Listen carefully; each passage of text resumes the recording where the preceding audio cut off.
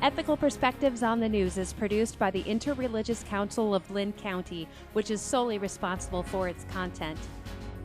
The views and opinions expressed on this program do not necessarily reflect those of the staff and management of KCRG TV9. My name is Leon Tabak. I will moderate today's discussion. I'm going to talk about political polarization, and we're drawn to this subject in part by the efforts in our region and around the country by a group called Better Angels that's trying to help people with very different political perspectives and views to talk to one another, not to persuade one another, but to learn how to get along. To help us in this conversation, we have three guests today. Laura Kamienski is the president of the Linn County Republicans. Did I get all of that right? Yes, okay. Linn County Republican Central Committee. Okay. And Megan Goldberg is a new colleague of mine at Cornell College. I teach computer science and she teaches politics for us. Yes. And Dr. Chris Peters is a surgeon in Coralville, has been a guest on this show in the past, and he is the person most acquainted with Better Angels, has some active involvement with the organization, and proposed our topic for this program. So let me begin by asking each of you to say a few words about yourselves, if there's something more about your background you want to tell us, and what kind of interest you might have in this subject. Any one of you here, on the ladies. Yes, I'm the resident Republican here, obviously. And, you know, I've always been conservative, but I have plenty of friends who are liberal, and I feel like I can speak cordially and professionally with people all across the spectrum. So I was really interested in this topic as well, because things have gotten so divisive and crazy online and Facebook and whatnot. So I think it'll be very interesting to see what we can come up with here today. Now, Megan is a Midwesterner, but new to the culture of Iowa. So tell us a little bit about your background, maybe. Yeah, I'm from rural Indiana. We did a brief stint in the Northeast, and now we're back in the Midwest. We're happy to be here. But I study in my own work the nationalization of politics, and I try to see if Democrats look different in different states, in different cities, in different towns, even though we're all sort of under a national Democratic Party, and then the same for Republicans. And this force of nationalization, which I'll hopefully talk about at some point later, is one of the forces behind political polarization. So this is interesting to me, both as someone who's lived in very diverse geographic areas of the country, but also someone who studies this in a scholarly way. Okay, and Chris, you've been a political candidate. You ran for a seat in the House of Representatives, and now you've made a connection with this organization. Tell us a little bit about how you made this connection and what we should know about this group. Yeah, so in my last campaign, one gentleman who volunteered with my campaign and his good friend and former roommate were the ones who introduced me to Better Angels. They were both at the time students at Graceland University down in Lamoni. Right. One was the chair of the College Republicans, the other one chair of the College Democrats, and yet they got along really well.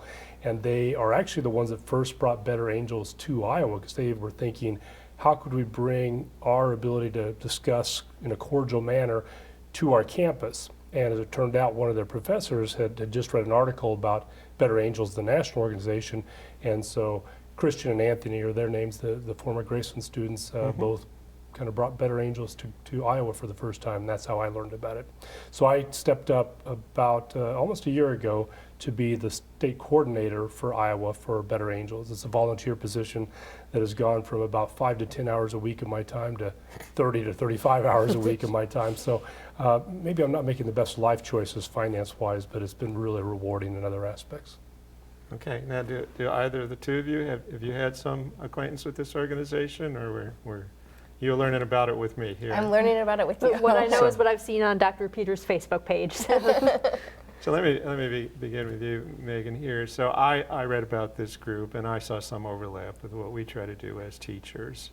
So I taught a seminar for our incoming students this year, and one component of that seminar was to get people to learn how to talk to one another without resorting to name-calling or rudeness or supposing we know the other person's motives, assigning a bad motive to somebody who has a different point of view. Talk about your experience in the classroom dealing with this. You're teaching students who have an interest in politics. And yeah, there can be a lot of fraught conversations in American politics classes, and I think that tensions have been higher in the last few years than I've noticed. I don't have a ton of experience, but tensions can be really high, even at a place that if there's not a lot of like ideological diversity among the students. But at Cornell, we do have some of that. And so there are sometimes times where you sort of have to deal with students having ideas in class that are unpopular with the other students, and sort of navigating that. A lot of times what we're talking about in political science classes is the theories of why politics works the way it does. So we sometimes avoid some of these issues, but you don't. When we talk about the presidency right now, of course we talk about impeachment, and we try to have those conversations that we're not trying to answer, should our current president be impeached, should he be removed from office, but what is impeachment? Why do we have impeachment?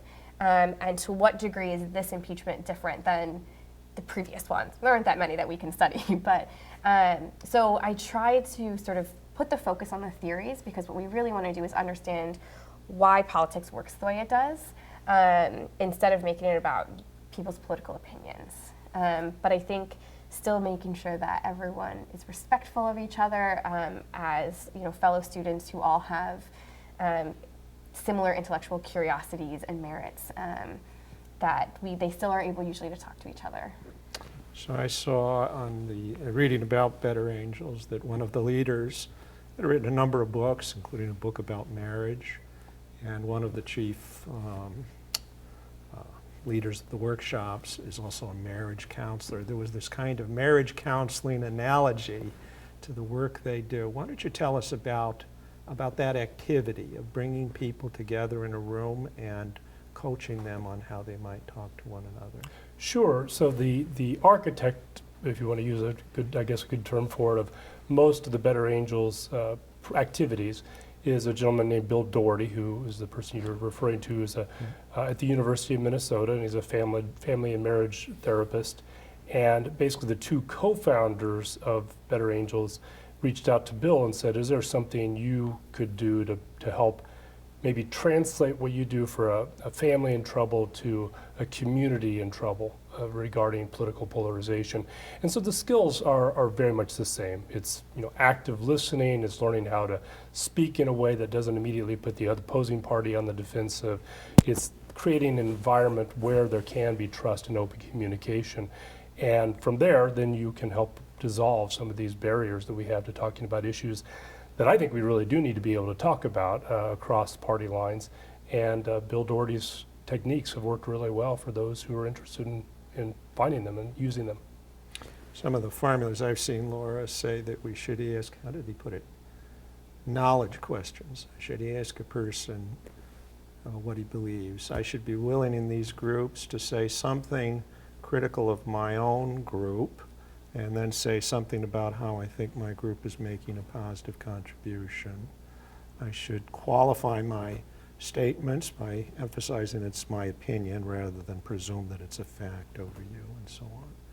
So tell me a little bit about in your work in electoral politics. Have you had to deal with much contentiousness? Do you think about some of these questions? Just a little bit here and there. Well, do you think about these kinds of guidelines for conversation? Have you made a...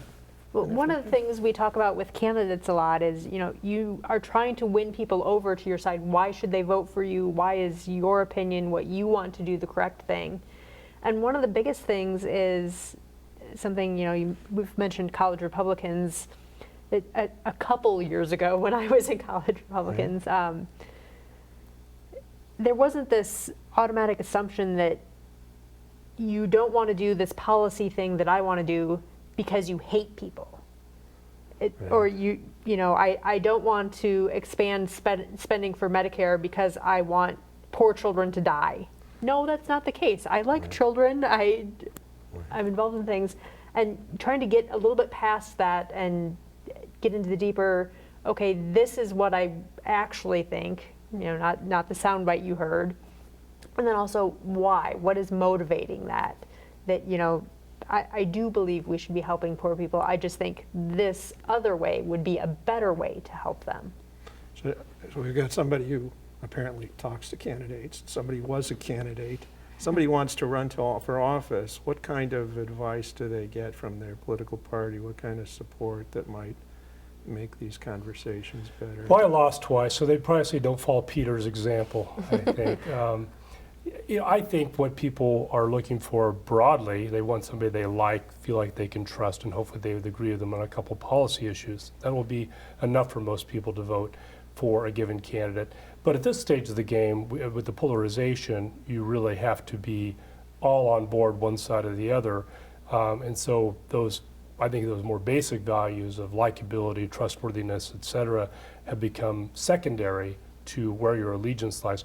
And we're seeing that beyond the two parties. In fact, really strongly in the Democratic Party right now, you're seeing this polarization between Sanders and Warren, or Hillary coming out against Sanders recently. There's a lot of purity tests even within that party. And of course, the Republican Party's had that as well with regard to the president, for example. So it's not unique to between the two parties, but it's also these internecine squabbles as well. Let's talk about what this word polarization means, why we might believe that the problem is greater now than it was in the past, maybe whether we think in Iowa we're better off or less better off than the rest of the country. How do we measure polarization? How do we define it? Anybody here? I can start. I'm going to defer to the professor on that one. So there's two different ways you might think about polarization. One is what political scientists have recently called affective polarization. And this is basically how much the parties don't like each other. And so we measure this by asking people on surveys, how warmly do you feel towards the other party? And if you feel warmly, right, you say like, I feel 100 degrees. And if you feel coldly, you say 0 degrees. And over time, we've seen this polarization in sort of your emotion towards the other party, that you feel much more coldly towards some generic person in the other party. So the other way, though, that we measure it and that we sort of classically think of polarization is if we all had a liberal or conservative ideology and we lined up in order, are people who identify as Democrats all sort of equally very liberal, and everyone who identifies as Republican all very conservative. So you can think of it as the parties growing apart ideologically and clustering tightly in their ideology. So all Republicans hold similar viewpoints, and you lose moderate Republicans and you lose moderate Democrats, and you have this big gap in between them, this like chasm that's very hard to cross. And so that's why we see some of the things we do, like Democrats and Republicans rarely crossing the aisle, because the aisle has gotten much, much wider. I had just the other day a former state legislator, very former, back in the 70s, who had been serving in the Iowa state legislature with Senator Chuck Grassley when he was in the state legislature. The person I was speaking with was a Democrat, and he told the story about how he'd been getting some issues with people back home here in Cedar Rapids because he wasn't towing the party line, the Democrat party line, quite the way they thought he should. And Senator, at the time, State Senator Grassley, wrote a letter to the editor in the Gazette and said, hey, this guy's looking out for you. He's, 9 out of 10 times doing what you want him to do with the party. He's a good guy. Stop beating him up. And you would never hear that, a Republican writing a letter like that for a Democrat today. And I think that, again, part of the going towards the edges is really something we're seeing. And we have primaries, not for the president, really, this time around on the Republican side. But, we have a congressional primary here in the 1st District for who's going to challenge the Democratic representative. And people just have a hard time accepting that you don't agree with me 100% of the time on everything. And I think that's driving some of this. Is extremism and polarization the same thing? Are these different concepts? It's not necessarily. One important part of polarization is not just that the gap between the parties is wide, but you lose those moderates. So you could get parties that are, on average, more extreme. But polarization is also the idea that within a party, there's not a lot of variation. So everyone is extremist, rather than sort of having those moderates. And you can see, if you were, not to get too like quantitative with numbers here, but if you were to graph everyone's, all in the House of Representatives, everyone's ideologies, you used to have, if these were the two parties, but some overlap between them, and now it's like two tightly clustered like networks that Republicans always vote together and Democrats always vote together, and like never the two shall meet. So it's moving apart, but also sort of tightening up inside themselves. And I would say that's entirely true, except for in our neighborhoods, people that aren't elected.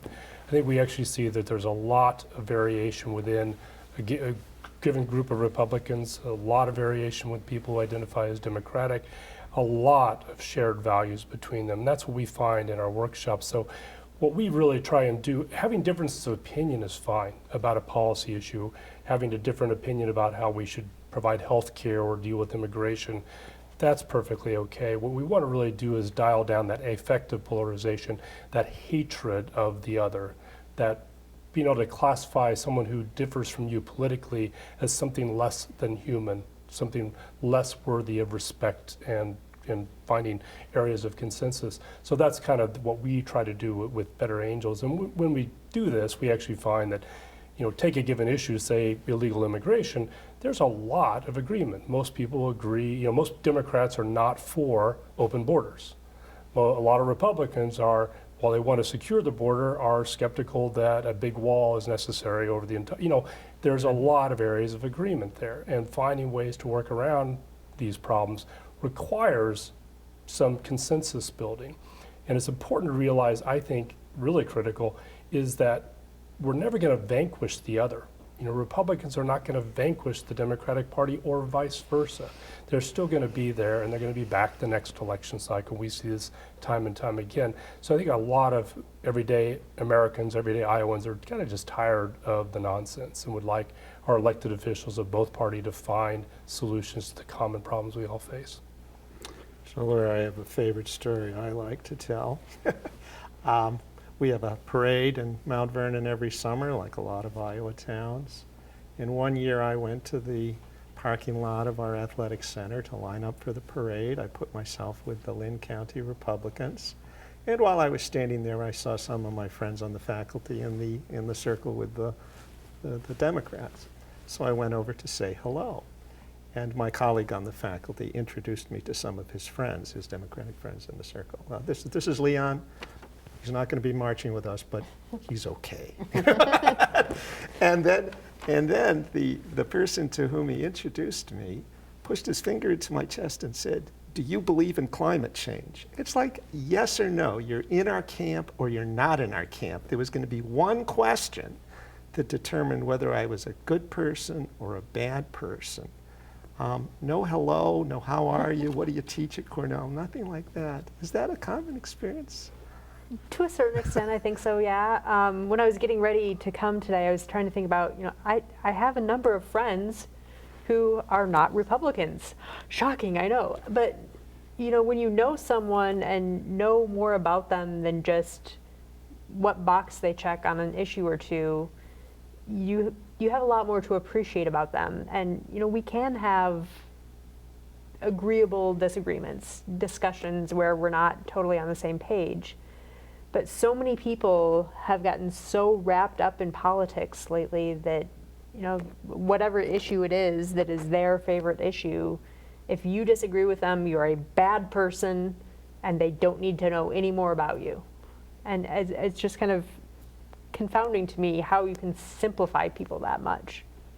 So another story I share often, my colleagues at Cornell have heard all these stories many times. We also had two students who were friends with one another, one heading the college Republicans and one heading the college Democrats a few years ago during the last presidential election. And these students invited me to moderate a series of debates for them in our student union. So I said, we'll meet ahead of time, we'll decide what questions for debate number one, what questions for debate number two, what themes to talk about. What would you like to talk about? Well, I don't know. I said, well, how about immigration? And they said, we can't talk about immigration. I said, why not? They said, well, there might be an immigrant in the audience. I said, can we talk about taxation? There might be a taxpayer in the audience. But the students, it's unbelievable to me that these two students, I don't know how typical this is, but these two students were very wary about tackling some subjects that they thought would get them in trouble with their peers, that they couldn't speak about these at all, even though there's supposed to be a debate about the upcoming presidential election. Do you see people in the meetings of the Republican Party who shy away from some issues? To a certain extent, I mean, a little bit. Obviously, at a Republican meeting, you're pretty sure you're among friends and can express yourself. But I think that's, again, something a little bit society at large. We've got the quote-unquote cancel culture now, where if you express something that is unpopular, you should be fired, your spouse should divorce you, all your friends should shun you, just because you have one opinion that doesn't toe the party line. Yeah. And again, I think that there are some bigger sociological issues we could get into and take another half hour this evening. You know, again, like I said, I have friends who are not Republicans, and we can go out to a bar and play pub trivia together, or we can go watch a play on the lawn at Brucemore together because two of us really like plays, even though we disagree about climate change. Okay. So I watched, for our viewers, this organization, Better Angels, has a number of videos on YouTube. There's a two-part video that shows one of these workshops, so you can sort of sit in and see how it works. But I wondered, bringing people together 15 or 20 at a time, is how much headway can we make on this problem in that way? So where are we going to go to try to make things better? What do you think? You're promoting these. Well, yeah, I mean, I wouldn't be doing this if I didn't think it was going to be ultimately effective. This is most things that really change society happen in a bottom-up, grassroots, volunteer fashion, not top-down.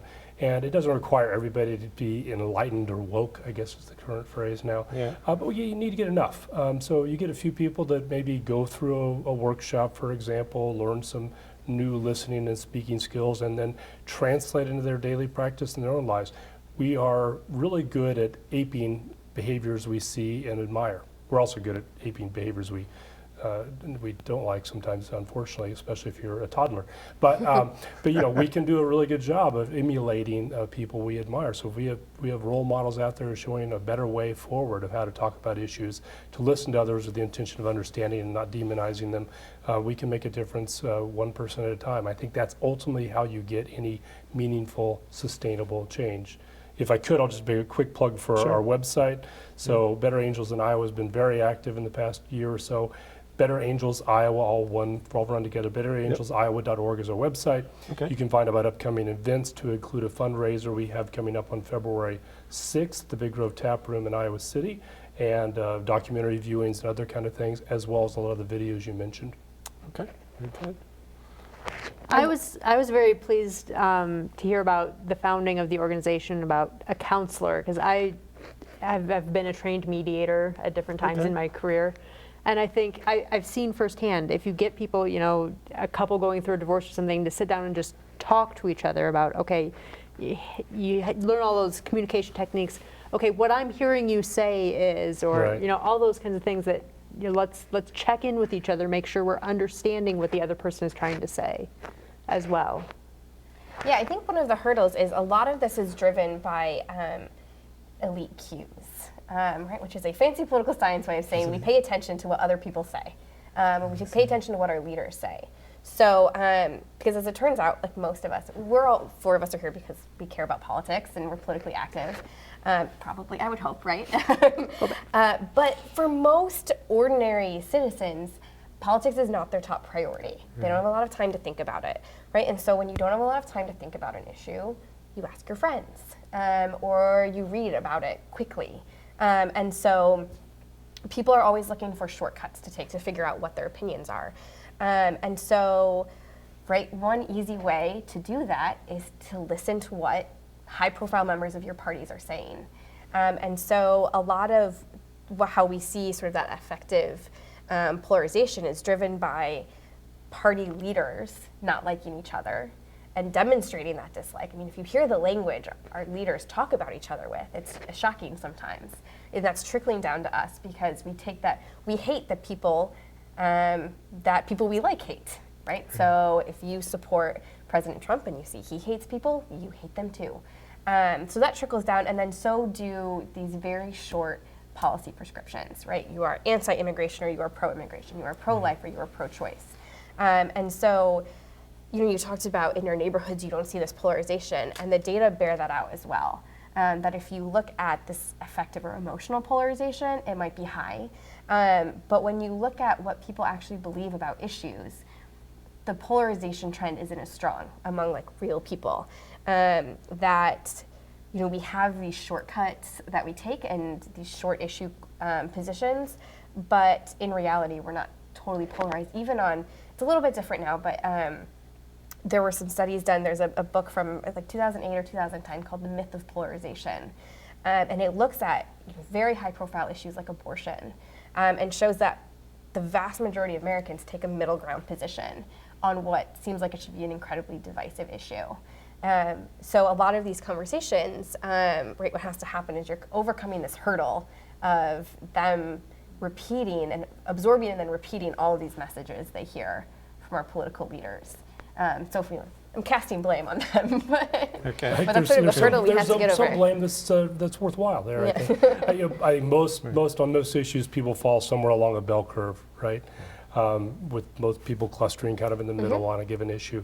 Unfortunately, we hear the loud, angry voices, the extremes too much, especially on social media, but not exclusively there among our political leaders as well. So we're near the end here, so you might want to think for a moment, and I'm going to see how many 1 or 2 minutes we have left. Maybe there's some final words you want to say to our audience in a moment. I looked at this material, and the lesson I took from it is that that I should ask people what they think rather than believe assume I know what they think. And I should be content not to have the last word, to be quiet and just let other people speak.